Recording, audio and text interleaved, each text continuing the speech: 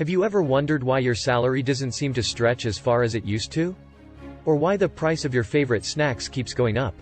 Look no further, because you're about to uncover the hidden costs of inflation.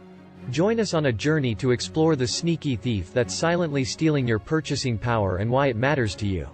From the history of inflation to its impact on your daily life, we'll reveal the secrets behind this economic phenomenon and show you how to protect your hard-earned money from its grasp.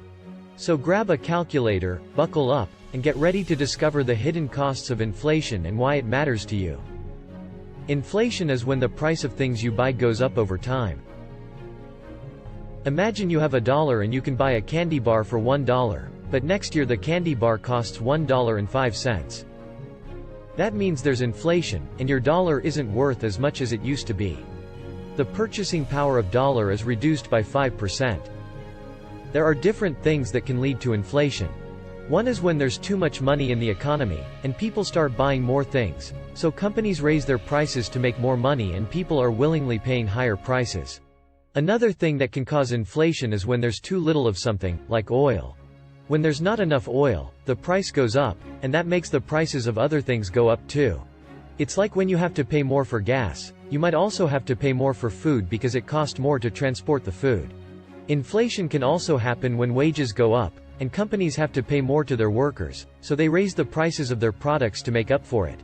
Finally, when governments print too much money or increase their spending without having enough revenue to balance it, it can also cause inflation as there is more money in circulation.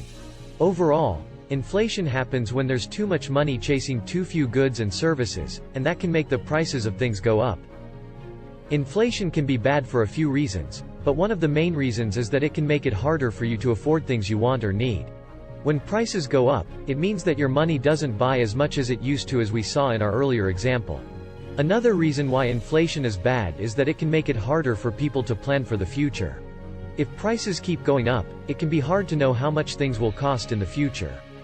This can make it harder to save money and make plans. Inflation can also be bad for people on a fixed income, like retirees or people who are disabled, because their income doesn't go up with inflation, so it becomes harder for them to afford things they need. Lastly, inflation can discourage investment, as it makes the returns on investment less predictable and can lead to a decrease in the value of money over time. Overall, inflation can make it harder for people to afford things they want or need and make it harder for people to plan for the future. Now let's see how to get it under control. Let's start with monetary policy. As name suggests, it deals primarily with policies around money flow and how to control it to help the economy but also keep control over inflation. It's a set of rules and tools that a central bank uses to control the amount of money in the economy. This can help to make sure that the economy is running smoothly and that people have what they need at reasonable price. A country needs monetary policy because sometimes the economy can have problems, like when there isn't enough money to go around, or when prices are going up too fast. The central bank, like the Federal Reserve in the United States, is usually the one who does monetary policy. They use different tools to control the amount of money in the economy. The first central bank was created in Sweden in 1668. Since then, many other countries have created central banks. The United States created the Federal Reserve in 1913. Central banks are different from the government in a few ways. One of the main ways they are different is that central banks are independent of the government. This means that they are not controlled by the government and they don't have to do what the government tells them to do. They are independent in order to make decisions that are in the best interest of the economy, rather than the best interest of the government. Another way they are different is that central banks are not-for-profit organizations. This means that they don't make money for themselves, but instead use the money they make to help the economy. Central banks do many different things to help the economy. One of the main things they do is control the amount of money in the economy.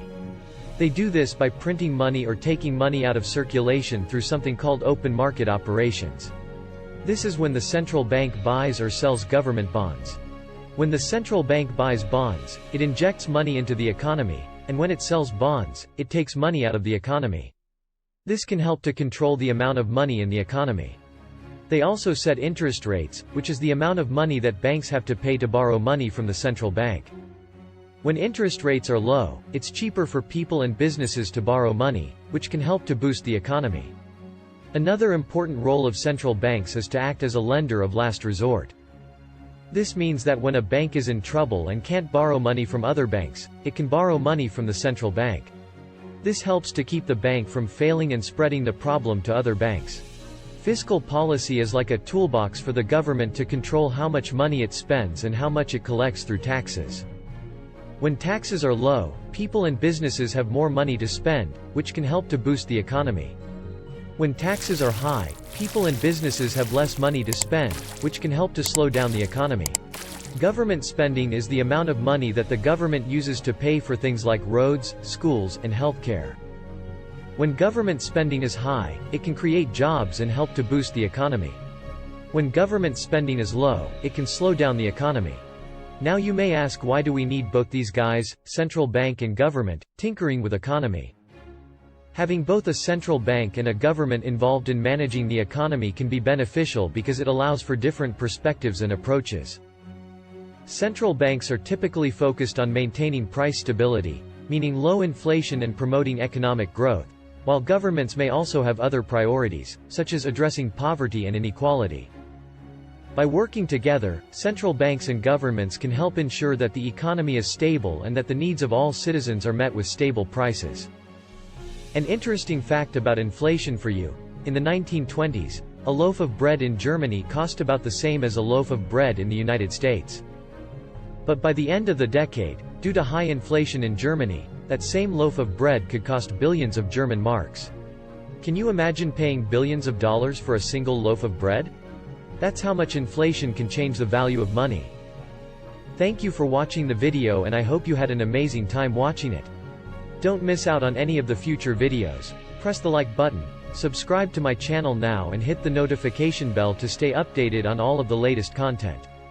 Make sure to share it with your friends and family so they too can join in on the fun and learning. Leave a comment below and let me know what you liked about this video and what you'd like to know more about. Your feedback will help create content that is relevant and interesting to you.